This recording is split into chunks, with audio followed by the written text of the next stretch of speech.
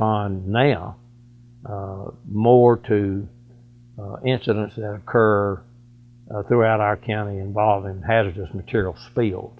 That can be anything from diesel fuel to bioterrorism type events, which we luckily have never had, but we do have the training to respond to bioterrorism events as well as radiological events. One of the things that a lot of people are not aware of is that the WIP operation, which is the Waste Isolation Pilot Program, where they transport nuclear waste and biological, radiological waste from hospitals and so forth, are transported down I-59, which is one of the major federal highways that comes through the state of Alabama. It comes from Oak Ridge, Tennessee. And those are scheduled transporting events where they come through our county. We are aware that they come through our county, and they go to I-20, and then they turn west, going to New Mexico, where they are stored. Those transport vehicles have traveled millions of miles coming from Oak Ridge Laboratory in Oak Ridge, Tennessee, and from Savannah River in Savannah, Georgia. We've never had an accident. They monitor all the trucks that are on the road at any given time. There are certain places they can stop. They cannot just stop anywhere like at truck stops, spend the night. They have to stop at a, for instance, in Alabama, they would have to go to the ALDOT facility and have their trucks stored overnight in a secure facility before they could continue on the next day. So they are under constant control. That is just one of the things that we are trained to do. And we've gone through their training. We know how to respond. If they have an accident out on I-59, we could respond to it in a way where we could coordinate the response from the other agencies in the county. To ensure the public's safety, WIP employs only highly qualified drivers, and loaded trucks are monitored 24 hours a day by satellite from a secure control center in Carlsbad. Trucks and their payload undergo careful inspection before, during, and after each trip. Protocols for safe shipping were developed through cooperative efforts of the states and tribes through whose jurisdiction the shipments travel en route to WIP. On arrival at WIP, the shipping containers are unloaded and taken into the waste handling building. Thousands of waste containers have been safely disposed nearly 1/2 mile underground at WIP. Isolated forever. So now we're in a transition phase from going where our primary focus was in protection of the public for weapons of mass destruction. We're now in transitioning into protection of the public in all hazards. One of the big things that we do that has occurred because of the CSEP program, all of our agencies in Etowah County and the other 5 counties have had their equipment enhanced. Their training has been enhanced. We have a much better understanding of what we need to do as far as protecting the lives and property of the people of Etowah County because of the training afforded to us by the federal government on the CSEP program. We have 85 outdoor warning sirens, the ones that used to be called the old Thunderbolt sirens, air raid sirens that were in the county back during the civil defense days. We now have them at our disposal to use, and we primarily use them for weather. We do have the capability to sound them, activate them for a chemical event that might occur on some of our roadways. It may not be as deadly as the chemicals that were stored at the Anderson Army Depot, but they are still hazardous material that can cause severe reactions from the public. So we can sound them for those. We've never had to, hope we never have to, but we primarily use them now for weather alerts, and we only sound them in Etowah County for tornado warnings. We used to sound them at times when we had a severe thunderstorm warning, but we made a policy change a couple of years back where we no longer sound them for severe thunderstorms. We don't want people to get accustomed to hearing the sirens. We want them to understand that when that siren goes off, their primary responsibility is, this is a serious event. Go inside, turn on their emergency alert stations, either by television or radio, and listen to what's being told to them as far as protection. So we've really had a focus on just tornado warnings far as our weather sirens are concerned. Here in Etowah County, we now have an emergency operations center equipped with modern technology and equipment, enabling a more effective, comprehensive approach to emergency management and all hazards our community may be faced with, be it man-made, natural, chemical, or biological. We are in the communications room of the Emergency Operations Center.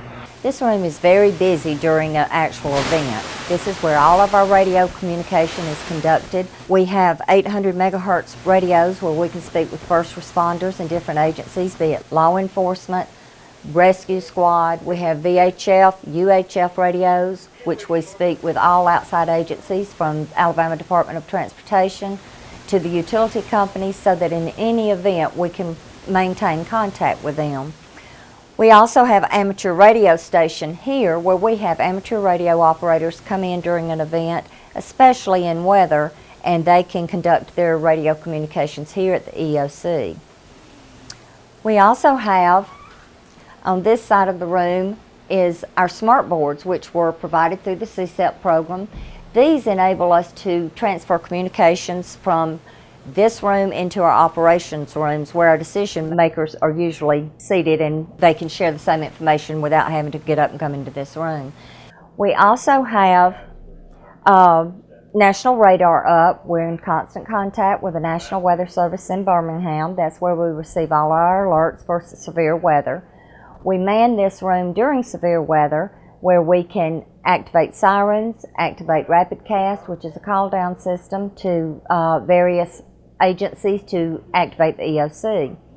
We also have our own weather station here at the EOC, and this is located on the roof of the building here at City Hall, giving us the temperature, wind speed, dew points, and humidity, which is helpful in predicting what we may need to forecast for emergencies in weather situations. We have here our rapid cast system, which is a web-based call-down system. This call-down system can notify residents, citizens, and agencies of the need to evacuate, shelter in place, or to activate the EOC, which we have a call-down just for agencies that may come into the EOC during an activation of an event. This area here is one of the most interesting to most people because this little box right here sounds the sirens for Etowah County. These sirens are activated in severe weather events. We also have backup encoders at 911, which is our 24/7 point of contact, and they can activate the sirens at our request from there. Now if you'll follow me into the operations room. This is the operations room of the EOC. It's better known too as the decision maker room. That's because this table will fill up during an event with decision makers throughout the county. They may be elected officials, they may be chiefs of police, fire departments, social services, infrastructure. They all come together to size up the situation and make decisions that affect our county. Hi, my name is Patrick Hustleton, and I'm the Public Information Officer for the Gadsden Etowah Emergency Management Agency. My job here is to help to educate and inform our public, our citizens, about anything and everything that we can be susceptible to here in our county. Through our CSEP funding, I have been able to purchase many materials to help to educate schools on up through senior activity centers to participate in various events where it allows me to hand out literature to help people to know better what to do in the event of an emergency. On any given day, a disaster can strike, natural or man-made. And it's in those moments when everything you may have taken for granted before becomes the thing you need the most. That's why you need to prepare a disaster supply kit to provide for your family in case of any emergency, to keep them safe, protected for 3 full days. It's called being responsible, and it's your responsibility to prepare a disaster supply kit for your family, because your family is counting on you. In response here, as far as hazardous material, we have 3 full-time responders here that are on duty 24/7.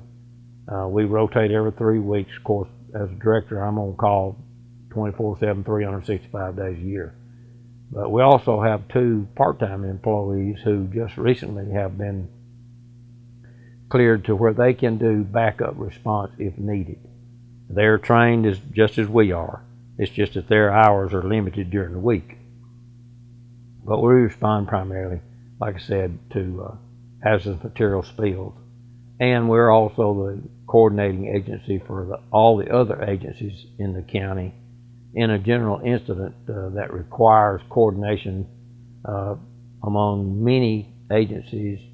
They come through EMA, where we make sure that we can coordinate resources for them in case our resources that we have local here are overwhelmed and we need resources either at the state level or the federal level.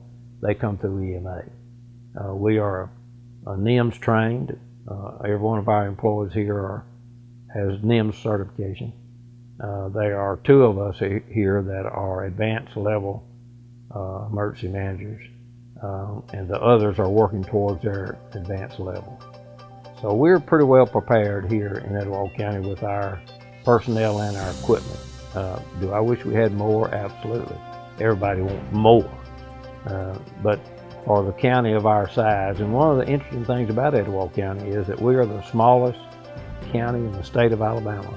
Out of 67 counties, we're the smallest county land-wise in square miles, but we're the 8th largest in population. So we have a lot of people crammed into a small area, and it's important that we stay on top of the procedures that will protect the lives and property of people of Etowah County.